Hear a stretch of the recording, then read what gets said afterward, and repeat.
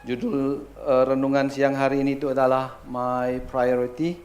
Mari kita membuka firman Tuhan dari kitab 2 Timotius pasal 2 ayat 1 sampai 7.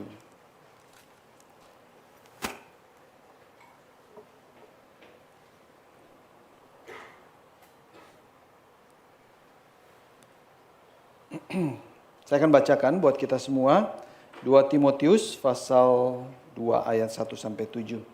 Sebab itu hai anakku, jadilah kuat oleh kasih karunia dalam Kristus Yesus.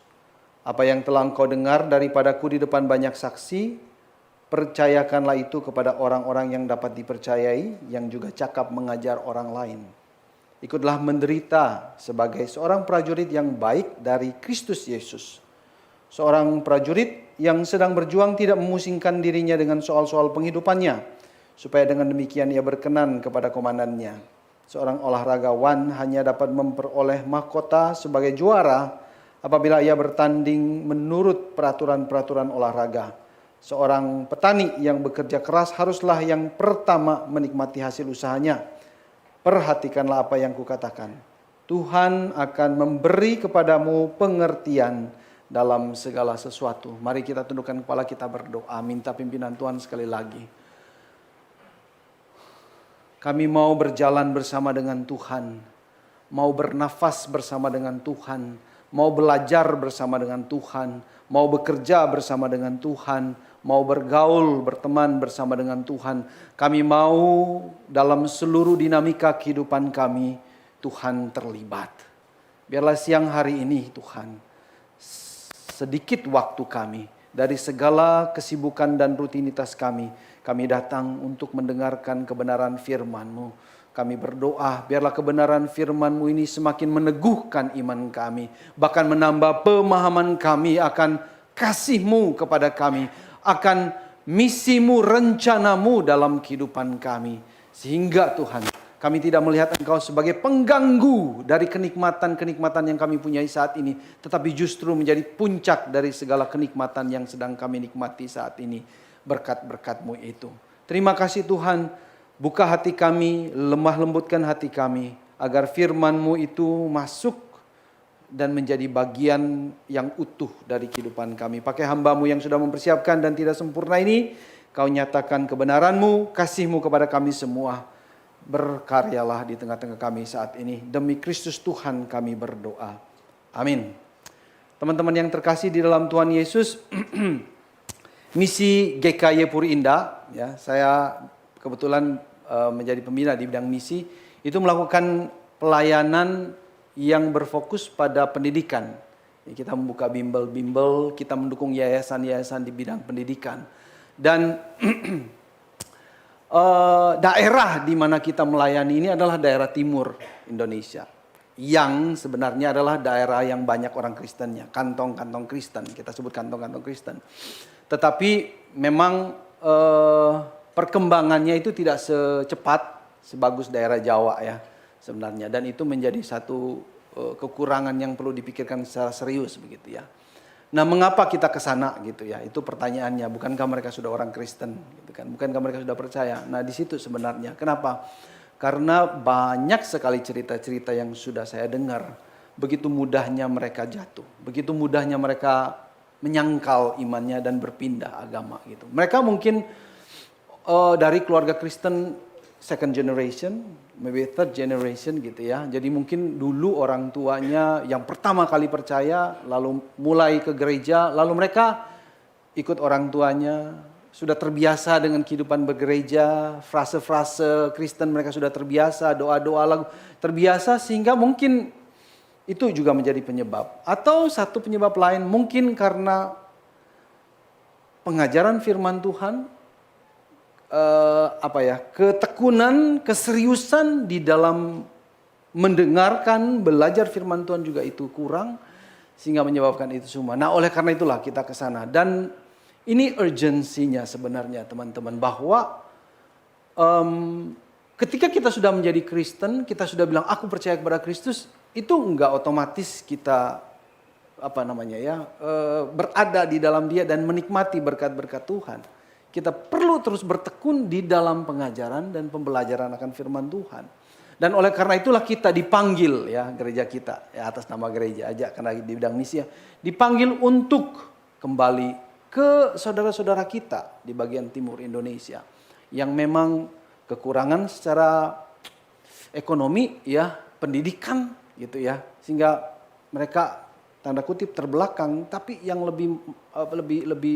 lebih riskan itu sebenarnya karena imannya itu, mereka menyebut mereka Kristen, tetapi iman mereka itu bukan iman percaya kepada Yesus Kristus. Ya.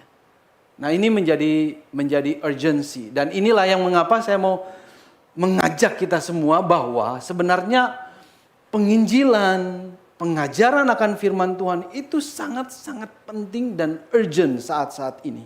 Ya, bukan hanya ayo kita menginjili orang-orang yang belum percaya, bukan juga kepada sesama saudara-saudara kita seiman.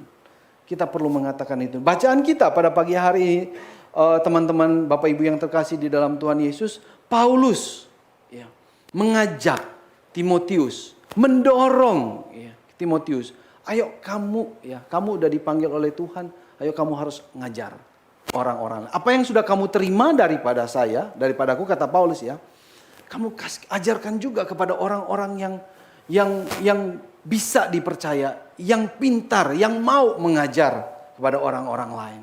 Nah, Paulus menariknya mulai dengan apa? Dengan di ayat 1 kita melihat di situ ya. Dia mulai dengan kata, sebab itu hai anakku, jadilah kuat. Jadilah kuat. Ini penting sekali.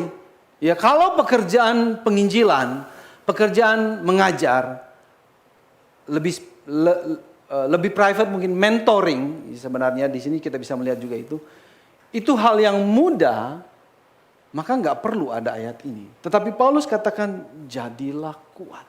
Itu berarti sangat dibutuhkan hati yang ditumpahkan semuanya kepada hal tersebut. Dan dia katakan apa? Jadilah kuat oleh kasih karunia di dalam Yesus Kristus. Nah, Paulus ini, teman-teman yang terkasih, dia bukan hanya mengajar, tetapi dia mau hidupnya itu menjadi panutan buat jemaatnya, buat Timotius, ya terutama Timotius, anak rohaninya. Dan kita bisa melihat di dalam tulis-tulisan yang lain, Paulus sendiri sebenarnya mempraktekkan, mengerti, menghidupi apa artinya jadi kuat di dalam kasih karunia. Saya akan kutip 2 ayat ya, yang dia tulis, yang dia tunjukkan kepada dirinya sendiri. Di dalam 1 Korintus pasal 15 ayat 10. Tetapi karena kasih karunia Allah, aku adalah sebagaimana aku ada sekarang. Dan kasih karunia yang dianugerahkannya kepadaku tidak sia-sia, sebaliknya. Aku telah bekerja lebih keras daripada mereka semua, tetapi bukannya aku, melainkan kasih karunia Allah yang menyertai aku. Jadi Paulus sendiri mengerti dan mengalami, dia bekerja sekuat tenaga, tapi dia katakan, itu bukan aku. Itu anugerah kasih karunia Allah yang menyertai yang ada bersama dengan aku. Satu lagi, Kolose pasal 1 ayat 28 dan 29. Dialah yang kami beritakan apabila tiap-tiap orang kami nasihati dan tiap-tiap orang kami ajari dalam segala hikmat untuk memimpin tiap-tiap orang kepada kesempurnaan dalam Kristus. Itulah yang kuusahakan dan kupergumulkan dengan segala tenaga sesuai dengan kuasanya yang bekerja dengan kuat di dalam aku. Ini lagi ya, ini gaya hidup Paulus. Dan lebih ekstrim lagi sebenarnya Paulus kalau kita baca di dalam 2 Korintus, dia katakan, aku lebih suka bermegah dalam kelemahanku, katanya. Kenapa? Karena dalam kelemahanku lah kuasa Allah itu menjadi sempurna. Paradoks ya sebenarnya. Dari kemanusiaan kita sendiri, natur kemanusiaan kita itu pingin nunjukin kita kuat. Aku nggak mau dilihat lemah gitu. Tapi Paulus katakan ya aku justru mau tahu kelemahanku supaya di dalam kelemahan, dalam pengetahuan, dalam segala kelemahanku, aku bisa mengakui kekuasaan Tuhan bahwa kalau aku sukses, kalau aku bisa, aku berhasil, itu bukan karena kekuatanku, karena aku lemah sebenarnya, tapi karena anugerah Tuhan yang menyertai aku. Apa sebenarnya itu? Apa sebenarnya kasih karunia Allah yang menguatkan itu sebenarnya? Ya kan? Apa itu? Nah, Paulus sebenarnya menyebutkan itu sebenarnya di dalam pasal 1 ya, ayat yang ke-8.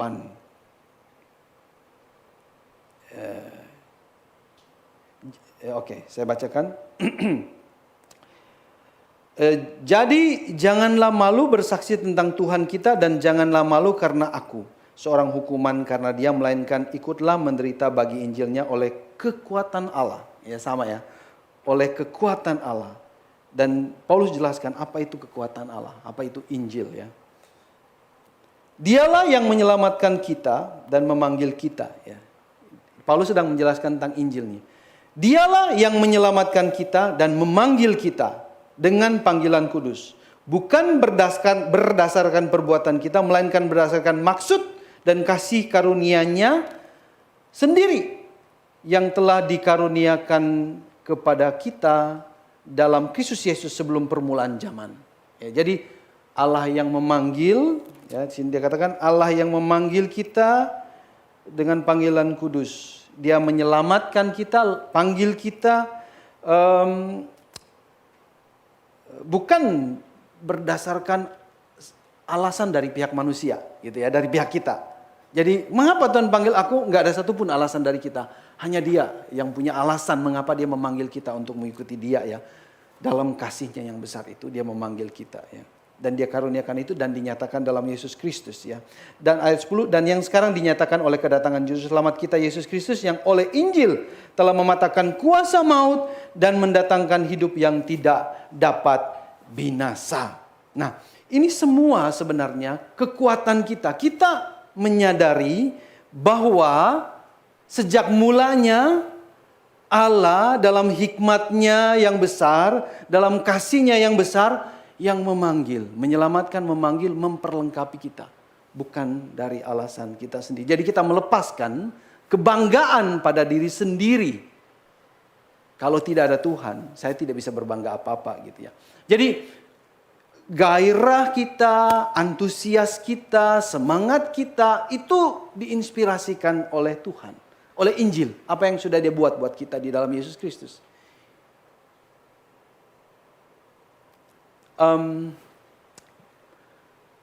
Kita tidak bergantung kepada manusia, ya, bukan bergantung kepada pemimpin juga, pemimpin rohani,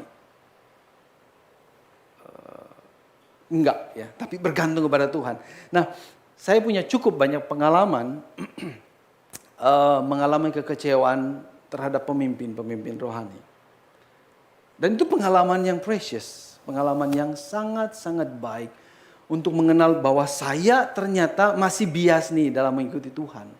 Saya ternyata nggak mengikuti Tuhan 100%. Saya masih mengikuti pemimpin rohani saya. Saya mengagumi kasih-Nya.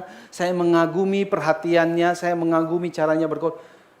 Terus kemudian ternyata dia jatuh, dia gagal. Saya menjadi kecewa. Kekecewaan saya ini menjadi evaluasi buat saya.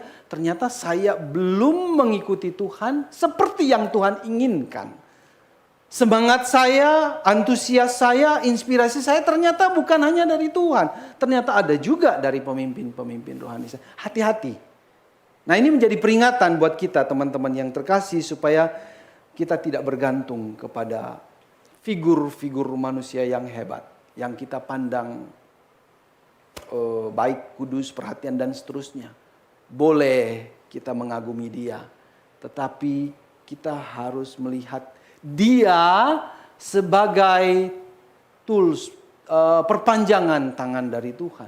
Dia manusia yang menyerahkan dirinya kepada Tuhan, yang membiarkan dirinya dipeluk dan dipengaruhi oleh Tuhan. Dan sekarang saya mengaguminya dalam konteks seperti itu ya. Ini saya dapatkan dalam pengalaman saya. Saya sudah nggak mau lagi kecewa terhadap manusia, karena saya mau mengikuti Tuhan, dan hanya Tuhanlah yang membuat semuanya ini. Ya. Semua manusia itu lemah, terbatas, akan berhenti, akan berbuat salah. Jadi kita selayaknya tidak menaruh harapan, semangat kita 100% kepadanya. Kita mendengarkan kata-katanya seperti kalian mendengarkan kata-kata saya, begitu ya. Mendengarkan, selama itu bersumber dari kebenaran firman Tuhan. Kita punya satu otoritas yang sama dalam seluruh kehidupan kita, yaitu firman Tuhan. Kalau ada orang yang ngomong tidak berdasarkan firman Tuhan, cek lagi. Dan kita punya alasan yang kuat untuk tidak mempercayainya dan membuangnya dalam sampah. Jadi teman-teman yang terkasih, jadilah kuat oleh kasih karunia di dalam Kristus Yesus. Ya. Suatu waktu David Livingstone, ya seorang bapak gereja, bertanya kepada Charles Spurgeon tentang semua pekerjaan yang ia lakukan setiap hari. Karena banyak sekali gitu ya. Dan David Livingstone juga seorang hamba Tuhan yang sangat giat melayani Tuhan. Dia tanya, apa sih kok bisa gitu kamu melakukan kegiatan yang begitu banyak? Spurgeon menjawab begini, kamu sudah lupa, kami itu berdua. Maksudnya apa? Ya Charles Spurgeon itu nggak sendiri, tapi Tuhan bersama-sama dengan dia. Hadir Allah di dalam kita menyediakan apa yang kita butuhkan untuk bertahan. Nah teman-teman, bagaimana kita menimba kekuatan? Oh ini sudah tadi ya. Bagaimana kita menimba kekuatan dari Allah praktisnya? Ya, sebenarnya kita sudah tahu semua. Pertama apa? Ingat selalu, seperti tadi ayat yang saya baca ya. Ingat selalu bahwa Tuhanlah yang menyelamatkan kita, memanggil kita dan memperlengkapi kita. Di dalam Yesus Kristus Tuhan kita. Dia mencukupi kebutuhan emosi kita, kebutuhan spiritual kita. Ingat selalu akan hidup baru yang Tuhan sudah berikan kepada kita. Pengampunan dosa yang sudah Dia berikan kepada kita. Walaupun kita jatuh dalam dosa, kita datang kepadanya. Kita mau ampun, Dia yang setia dan adil akan mengampuni kita. Itu yang pertama, bagaimana kita menimba kekuatan dari kasih karunia Yesus Kristus. Yang kedua, selalu berdoa. Enggak ada pilihan lain. Minta kekuatan, terutama dikala kita merasa lemah, tidak antusias, tidak termotivasi untuk mengenal Tuhan, melakukan pekerjaan Tuhan. Dan yang ketiga, ya merenungkan firman Tuhan. Ya kita sudah tahu semua, tinggal ketika kita merasa lemah, kita datang. Ya. Atau jadikan itu habit setiap hari di dalam kehidupan kita. Ya. Jadi supaya kita kuat di dalam iman, teguh tidak bergantung kepada, tidak gampang diombang-ambingkan, kasih karunia Allah menguatkan kita. Yang kedua, kasih karunia Allah menguatkan kita ketika kita mau memberitakan firman Tuhan, misi. Ya. Mengajar firman Tuhan. Kalau dalam konteks bacaan kita hari ini, Timotius diminta atau didorong oleh Paulus untuk mengajar. Mengajar firman Tuhan. Mengajar firman Tuhan. Secara spesifik mungkin, ayo mentor. Ya, cari satu anak dan mentor dia secara spesifik. Yang kamu lihat cukup peduli dan pandai untuk mengajar. Kamu mentoring dia supaya dia bisa juga mengajar orang lain. Jadi tidak hanya berhenti sampai di kamu, tapi juga ke orang lain. Jadi mewarisi. Di situ ya. Jadi ada motif mewarisi. Jadi dari saya ke kamu, kamu ke orang lain. Kamu percayakan terus. Dan Paulus mengatakan, Injil itu harta karun yang dicari oleh segala bangsa. Misteri yang ingin diungkapkan oleh semua orang, tapi ternyata dinyatakan atau terungkapkan di dalam Yesus Kristus. Jadi ini harta yang luar biasa hebatnya. Dicari oleh semua orang, tapi nggak didapatkan. Ya, karena dosa, sebenarnya mereka mencari Yesus Kristus, tapi karena dosa itu somehow bias, dan mereka cari di tempat-tempat lain. Di dalam kesuksesan yang bisa mereka dapatkan sendiri. Kecuali di dalam Yesus Kristus. Nah oleh karena itu Paulus mengatakan, kamu ajar. Ya, kamu ajarkan itu. Mewarisi. Nah Timotius sendiri sebenarnya, dari dalam keluarganya sendiri, dia itu dari neneknya, mamanya itu udah percaya. Dan Paulus katakan, iman yang kamu terima juga sebenarnya dari nenek sama mama kamu. Yang saya lihat selama ini juga setia mengasihi Tuhan. Dan sekarang ada di kamu juga harus kasih ke orang lain.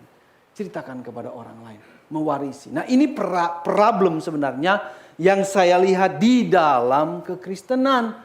Mewarisi. Ya. Kita seling mewarisi. Ya keluarga kita. Mewarisi apa? Ya harta. Yang bisa habis itu. Kita warisi. Tapi ada yang tidak bisa habis. Yang sebenarnya kita lupakan. Atau terselip dalam segala priority kita gitu ya. Sehingga ternyata nggak masuk dalam warisan. Yaitu Injil ini gitu sebenarnya. Yang harus diwarisi. Itu yang saya lihat di dalam. Kenapa kekristenan kualitasnya, kalau menurut saya ya, kualitasnya itu menjadi shallow.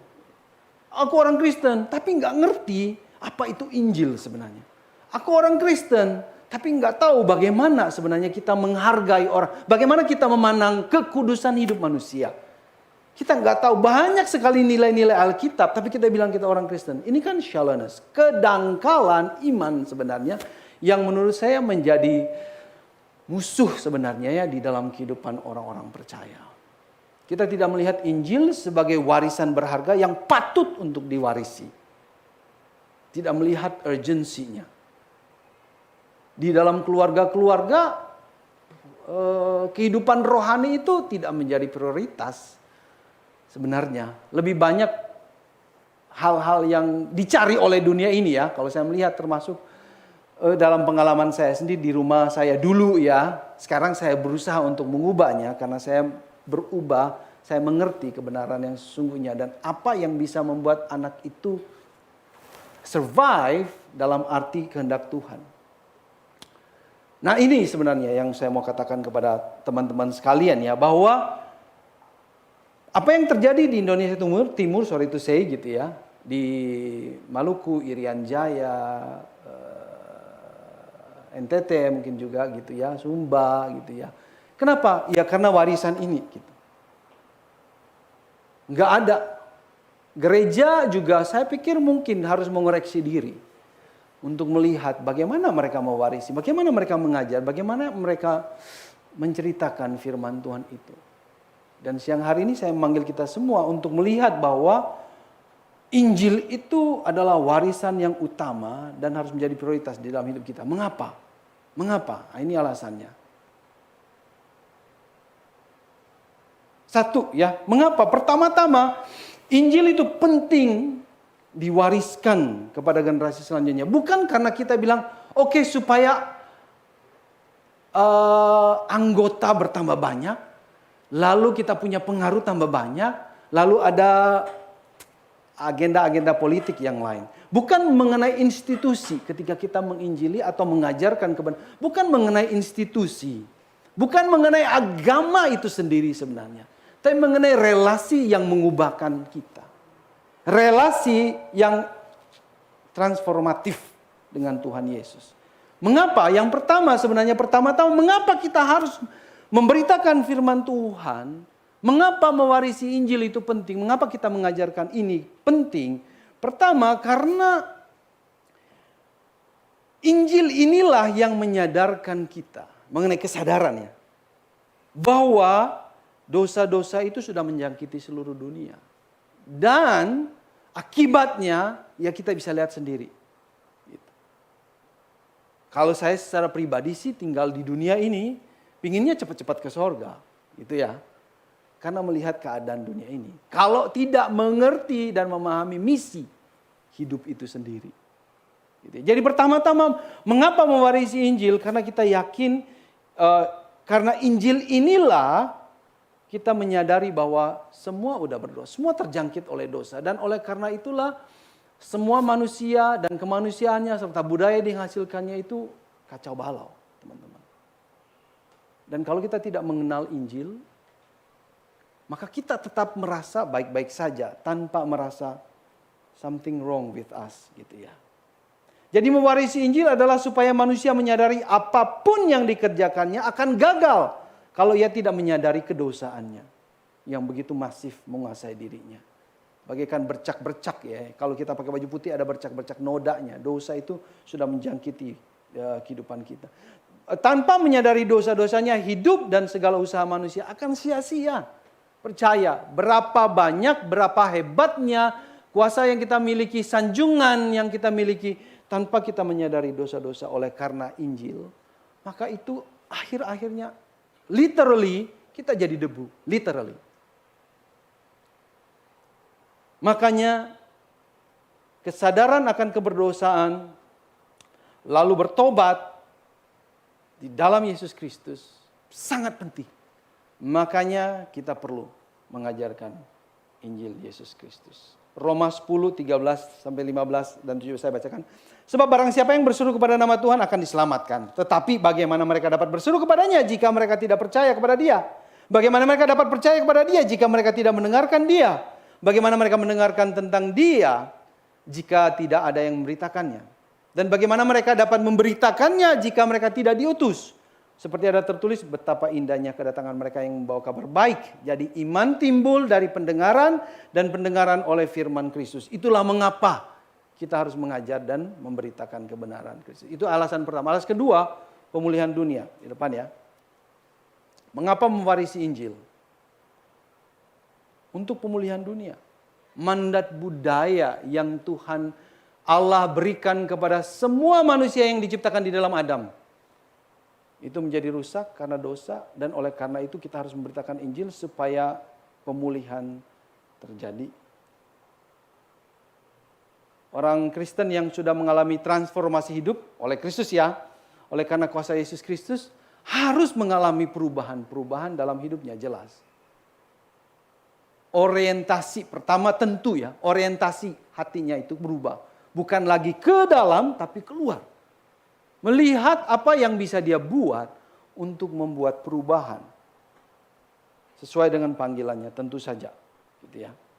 Keterlibatan kita dalam berbagai aspek kehidupan kita. Ya, sekolah, kuliah, menikah, merawat anak, menjaga orang tua, bisnis, menolong orang-orang yang kurang mampu, membayar pajak, politik. Kita sebutkan semua ya aspek-aspek kehidupan kita. Itu adalah mandat budaya yang Tuhan berikan. Itu adalah menjadi tanggung jawab kita ketika kita sudah mengalami kuasa Injil Yesus Kristus. Untuk mentransformasinya. Untuk menjadikan dunia ini surga turun ke bumi. Seperti doa kita, Bapa kami yang ada di sorga. Ya. Jadilah kehendak-Mu di bumi seperti di sorga. Yeremia 29 ayat 5-7. Dirikanlah rumah, ini dia kasih tahu ya kepada firman Allah kepada orang-orang Israel yang ada di dalam pembuangan, bukan di tanah Israel. Dia kata begini, dirikanlah rumah untuk kamu diami, buatlah kebun untuk kamu nikmati hasilnya. Ambillah istri untuk memperanakan anak laki-laki dan perempuan. Ambilkanlah istri bagi anakmu laki-laki dan carikanlah suami bagi anakmu perempuan supaya mereka melahirkan anak laki-laki dan perempuan agar di sana kamu bertambah banyak dan jangan berkurang. Usahakanlah kesejahteraan kota di mana aku buang dan berdoalah untuk kota itu kepada Tuhan sebab kesejahteraannya adalah kesejahteraanmu. Tuhan care ya, bukan hanya menginjili seperti tadi Ko Johan bilang ya, bukan hanya ngomong tapi juga transform hidupmu itu. Bagaimana engkau melakukan, bagaimana engkau melihat pekerjaanmu, pernikahan, kehidupanmu itu. Alvin, di buku ini ya, Alvin J. Smith menulis buku yang berjudul How Christianity Changed the World. Ini perspektif ya dunia ini. Maksudnya dia menulis banyak nilai-nilai moral yang kita kenal saat ini sebenarnya buah dari perjuangan anak-anak Tuhan pada masa itu. Ya dulu. Anak-anak Tuhan yang mengasihi Tuhan, yang hidupnya sudah diubahkan oleh Kristus, mereka fight ya, sehingga nilai-nilai budaya yang barbar, yang immoral itu diubahkan karena mereka memiliki pemahaman-pemahaman yang baru setelah mereka percaya kepada Kristus. Itu apa? Institusi-institusi yang mengabdi untuk kebaikan masyarakat seperti rumah sakit, panti asuhan berakal pada kekristenan pada awalnya. Perpustakaan dalam biara menjadi inspirasi berdirinya universitas-universitas pada abad ke-12 dan 13. Bahkan institusi pemerintah dan konsep-konsep seperti kebebasan, keadilan, kesamaan derajat berakar pada firman Tuhan. Dalam dunia bisnis, orang Roma kuno merendahkan pekerjaan fisik. Ya, mereka lebih senang beretorika dan sebagainya. Tapi gereja awal menghargai kerja fisik, perdagangan dan keahlian seseorang. Yesus seorang tukang kayu, Paulus pembuat kemah, dan itu dihargai. Ini nilai sedikit, kalian bisa membacanya. Banyak sekali dia menulis bagaimana nilai-nilai dari dulu sampai sekarang itu berubah oleh karena orang-orang ini percaya kepada Kristus dan ingin melihat dunia ini menjadi tempat di mana Tuhan hadir. Jadi saudaraku, jika kuasa kebangkitan Kristus sudah terjadi pada kita karena iman kepada Yesus Kristus, maka transformasi hidup dan oleh karena itu cara kita berpikir dan bertindak, berolahraga, memelihara, berkeluarga dan semuanya itu pun berubah. Dan disitulah mengapa mewarisi iman Kristen itu penting. Mengajar, menjadikan hidup kita menjadikan diri kita pernyataan kasih Allah yang nyata. Kita perlu melakukannya. Dan kalau gagal, kita bisa lihat apa yang terjadi dengan Amerika. Kita bisa melihat dengan dunia ini. Ya dulu Eropa itu kan kekristenan ya. Kita bisa melihat ke Indonesia Timur kita gitu ya. Kita mendengar banyak cerita masa lalu di mana orang percaya mujizat terjadi. Tapi sekarang sepertinya tidak ada bekas gitu ya. Itu kalau mewarisi iman itu gagal. Oleh karena itu kita perlu bertekad. Nah di sini Paulus mengatakan bahwa mengajar Injil, mengajar, memberitakan firman Tuhan itu bukan satu pekerjaan mudah. Ada penderitaan.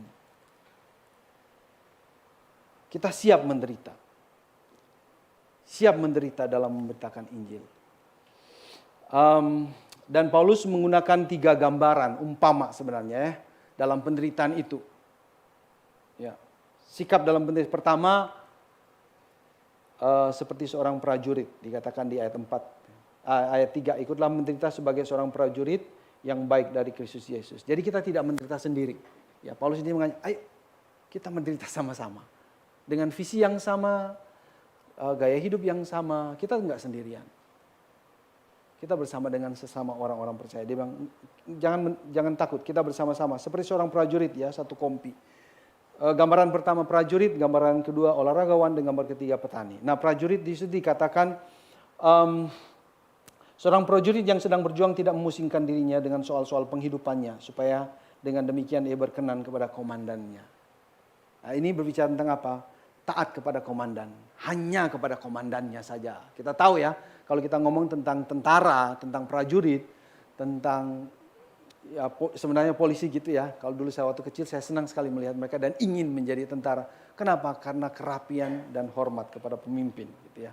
Dan di sini ketika Paulus ngomong tentang prajurit, itu berarti ngomong kepada taat hanya kepada komandan, menyenangkan hati komandan, yaitu Yesus Kristus tentu saja ya.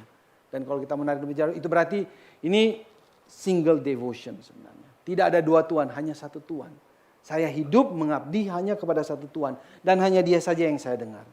Fokus hanya satu. Ya di dalam bisnis gitu ya. Fokus itu penting. Hanya buat satu aja biar suksesnya besar gitu ya. Dan kalau di dalam dunia bisnis ya fokusnya kepada kemampuan kita, tetapi di sini Paulus katakan fokusnya kepada Tuhan Yesus. Pusatnya Yesus Kristus ya. Kita ikut menderita bersama dengan Yesus Kristus. Yesus Kristus menderita bersama dengan kita juga ya. Ingat ya waktu Paulus bertobat ya, Tuhan Yesus menampakkan diri kepadanya dalam cahaya, mengapa engkau menganiaya aku? Paulus bilang, saya enggak menganiaya engkau sebenarnya kalau kita mau ini ya. Karena dia menganiaya orang Kristen, tapi Yesus menyamakan dirinya dengan orang Kristen. Jadi ketika kita menderita, Yesus menderita bersama dengan kita. Ya. Kita berani mati, karena Yesus sudah mati buat kita. Berani mati, pertama-tama mati terhadap keinginan sendiri. Mati terhadap kepercayaan kepada diri sendiri. Berani nggak kita nggak percaya pada diri sendiri, percaya sama kata Tuhan saja. Ini suatu pergumulan yang panjang. Bagaimana kita memisahkan diri saya sendiri dengan percaya kepada Tuhan? Karena semuanya terjadi dalam diri kita sendiri. Ya. Kita mengorbankan kesenangan kita demi mentaati pemimpin kita. Ya teman-teman yang terkasih. Jadi mengenali kelemahan sangat penting. Ya. Kelemahan yang mengalihkan fokus kita kepada Sang Gembala. Betul begini. Karena yang mengalihkan fokus kita dari pemimpin kita, dari gembala kita, dari komandan kita itu ya kelemahan-kelemahan kita. Paulus memperingati Timotius di sini ya. Dia katakan jauhilah nafsu anak muda. Hindari soal-soal yang dicari-cari yang menimbulkan pertengkaran. Ya. Ini kan kelemahan ya anak muda. Ada nafsu anak muda. Ya kalian tahulah gitu ya. Salah satu mungkin ya ingin mendapatkan pengakuan, ingin nunjukin saya bisa. Biasanya waktu masih muda ya seperti itu, ingin nunjukin. Itu juga kelemahan ya. Pamer kemampuan dan seterusnya. Ini semua sebenarnya bisa menjadi pengalihan fokus kita kepada Sang Komandan kita. Jadi kita berani mengikuti Yesus apapun terjadi sampai titik, ya Habakuk, saya bacakan Habakuk, sampai titik ini ya, sampai titik ini. Kita mengikuti, berfokus dan melakukan segala sesuatu sesuai dengan perintah komandan kita sampai titik ini. Habakuk 3:17-19. Sekalipun pohon ara tidak berbunga, pohon anggur tidak berbuah, hasil pohon zaitun mengecewakan, sekalipun ladang-ladang tidak menghasilkan bahan makanan, kambing domba terhalau dari kurungan, dan tidak ada lembu sapi dalam kandang, namun aku akan bersorak-sorak di dalam Tuhan, beria-ria di dalam Allah yang menyelamatkan aku. Allah Tuhanku itu kekuatanku, yang membuat kakiku seperti kaki rusa, membiarkan aku berjejak di bukit-bukitku. Sampai titik ketika engkau kehilangan segala-galanya, engkau masih mengikuti Dia dan taat kepadanya. Sampai titik itu, beranikah engkau? Itu yang pertama. Yang kedua, gambaran seorang olahragawan yang bisa menikmati kemenangan karena mengikuti aturan-aturan olahraga gitu ya. Dan ini juga sikap di dalam penderitaan kita. Ya. Aturan di sini kalau kita melihat konteks ya, sebenarnya pada zaman itu para atlet yang mau ikut kompetisi besar harus ikut training camp 10 bulan, gitu ya pada zaman itu. Dan mereka harus menyelesaikan itu, dan kalau mereka sudah selesai mereka harus kasih laporan dan bersumpah mereka sudah selesai. Baru mereka bisa ikut kompetisi. Gitu ya. Dan kemungkinan besar Paulus ketika ngomong sesuai dengan aturan, dia maksudkan itu. Itu berarti apa? Persiapan. Disiplin di dalam melakukan persiapan-persiapan. Dan ini berarti Paulus ngomong tentang apa? Disiplin rohani sebenarnya. Berdoa, membaca firman Tuhan, mendengarkan firman Tuhan, melayani. Itu disiplin rohani, puasa, masih banyak yang lain. Yang perlu kita lakukan untuk mempersiapkan diri kita untuk melakukan penginjilan dan mengajari orang-orang lain. Nah, setelah berlatih, mempersiapkan diri, baru kita ikut bertanding. Dan pertandingannya itu yaitu kita menceritakan kasih Tuhan Yesus kepada orang-orang lain. Dan yang berikutnya metafora petani, ya. Ini dia, saya lupa ya. Petani, ya. Sama seorang seperti prajurit dan olahragawan, seorang petani pun harus tekun bekerja supaya bisa menikmati panenan. Nah, kehidupan seorang petani itu menyangkut apa? Dia bangun pagi-pagi, ya, kerja sepanjang hari, mengejar waktu. Kenapa? Karena musim, ya. Kalau telat, kelewatan musim hujan, nggak jadi padinya gitu. Kalau di Indonesia sih masih oke ya. Kita cuma 2 musim. Kalau di negara yang 4 musim, perhitungannya harus lebih precise lagi gitu ya. Karena bergantung pada musim. Yang membutuhkan kekuatan fisik, ya, menguburkan tanah, menabur benih, memelihara. Nggak ada yang petani di sini ya. Jadi kalau saya ngomong sembarangan juga kalian ikut aja. Tapi enggak, saya true ya. Saya ngomongin seperti ini. Saya dari daerah kecil dan saya tahu bagaimana orang menanam padi ya. Memanen, setelah memanen mereka menjemur sebenarnya, menyimpan, menggiling. Itu proses yang panjang teman-teman. Dan membutuhkan kekuatan dan ketekunan melakukannya ya. Dan siap-siap kecewa. Ya, kalau musim berubah, hama datang, perlu kesabaran, bahkan bosan mungkin juga di sana. Ini semua ngomong tentang apa? Di dalam kesulitan, penderitaan, di dalam mengajarkan firman Tuhan dan menginjili, ini kita harus tanggung bersama-sama. Tanggung gitu ya. Dengan satu pandangan bahwa akan ada hasil loh. Akan ada hasil. Dan yang kedua, petani juga menggambarkan kerendahan hati sebenarnya. Kenapa? Karena kalau prajurit dia menang perang, dia pulang mungkin banyak yang puja-puja ya. Seorang olahragawan dia menang, banyak yang memuji dia. Tapi petani kalau berhasil, ya dia dulu lah yang sendiri melakukannya. Dan mungkin gak ada yang tahu gitu ya. Hanya dia dan keluarganya. Nggak digembar-gembarkan sana. Nah ini juga menunjukkan satu pekerjaan. Kalau kita menginjili dan kita nggak dikenal orang, it's okay. Kita mengajari orang, nggak apa-apa. Karena Tuhan mengakui kita. Ya. Semua sudah dikatakan, jadi saudara-saudaraku yang terkasih, apa yang saya lakukan sekarang ini sebenarnya mewarisi kalian Injil Yesus Kristus. Gitu ya. Dan mungkin kalian perlu mempertimbangkan prioritas hidup kalian mulai saat ini. Saya dulu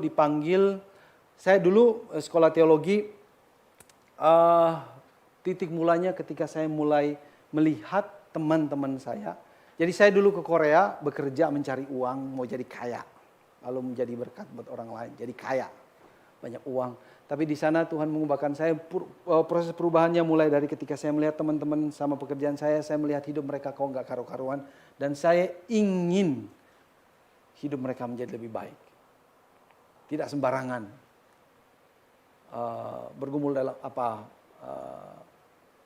jadi dari situlah kemudian panggilan itu berlanjut gitu ya. Nah, apapun prioritas hidup kita saat ini, saya mau katakan bahwa memberitakan Injil, mengajarkan kebenaran Injil itu sangat amat penting untuk keberlangsungan hidup seluruh umat manusia.